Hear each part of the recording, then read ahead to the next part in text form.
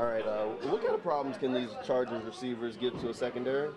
What kind of problems they can give to a secondary? Yeah. One-on-one matchups. One thing about it, some great receivers they got on that side. So when it comes to one-on-one battles, those are guys who kind of emerge, their game of winning their one-on-ones. So that's the main thing. We're just talking about it. The guys got to come out and kind of win their one-on-one battles. With those type of receivers and the quarterback they have that's so accurate, sometimes you're going to have to win those 50-50 balls.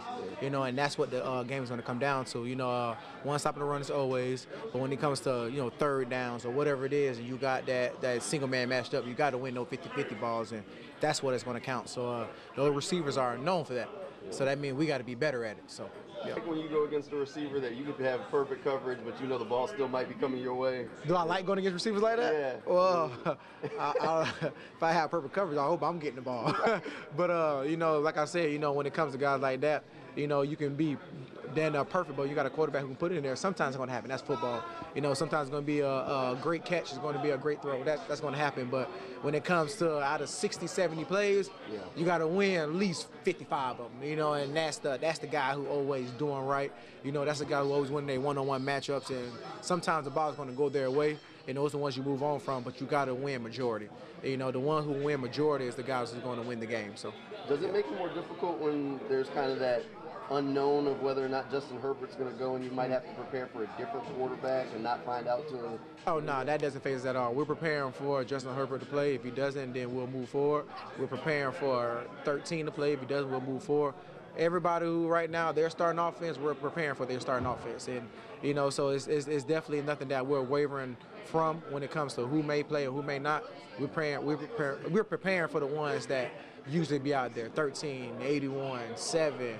I see number 5. You got Justin Herbert, number 30. We preparing for all of those guys who everybody used to seeing. And if anything is different, then we'll move accordingly. But right now, we're preparing for their starter guys. So. All right, before you came here, you were in Seattle, so you've done the coast-to-coast trips a bit. How difficult is it to do those trips? Is it taxing on the body? Is it just the time zone, the jet lag? Yeah, the time zone could be a little crazy, but hydration is key, and then getting sleep when you need to get sleep. So, understand when we get there, we're going to be 3 hours behind from here. So when you get there, it's getting that right sleep. So you get there, don't be the guy who's going to be sitting there standing up. We get there by the time bed check, it's 12 o'clock here, 9 o'clock there. Take your butt to sleep. Don't try to sit there and stay up, because that's when your body start to transition to, our time zone here, and you're going to be too far ahead, and then that's when you're going to be really tired. So been through it, seen it before, so when I get there, I'm taking my butt to bed. Whatever it takes, I'm taking my butt to bed, turn everything off and put my phone down. I'm not going to play with it. So that's the main key, staying hydrated and make sure you take your butt to sleep so you can be ready for the next day.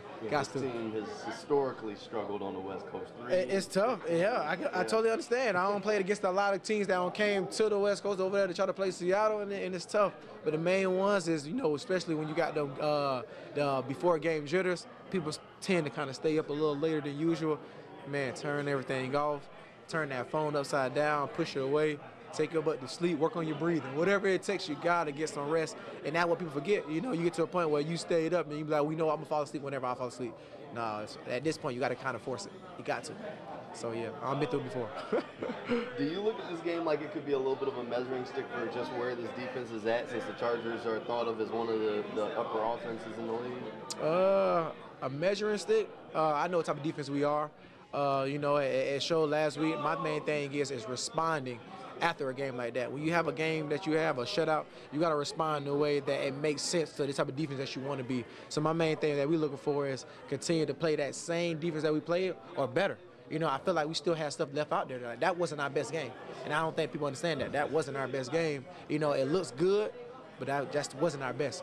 So I'm looking for us to play our best game that we know we can play. I'm not worrying about who we playing or what's next or what's their stature or what they're at in the rankings. We're not worrying about none of that. We're trying to play our best game. We can find our best game as a defense as a whole when it comes to the front seven and the back end, all playing one accord.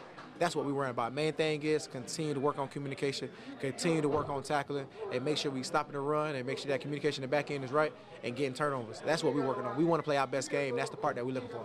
I know one of the things that some guys have been talking about, stacking W's. You're one of the guys that have mentioned that a few times. Yep. Have you seen the same hunger from guys this week as what you saw after the loss after week 1? I think we're more hungry because I feel like we haven't got the respect that we still trying to earn and that we feel like that we deserve. So I feel like we're more hungry than we were when we came off the loss.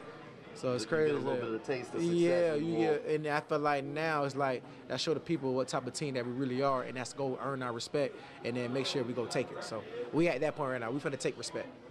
That's where we at right now in this organization. So I'm not really worrying about too much of what's going on the outside right now. We gotta go take our respect because we deserve it.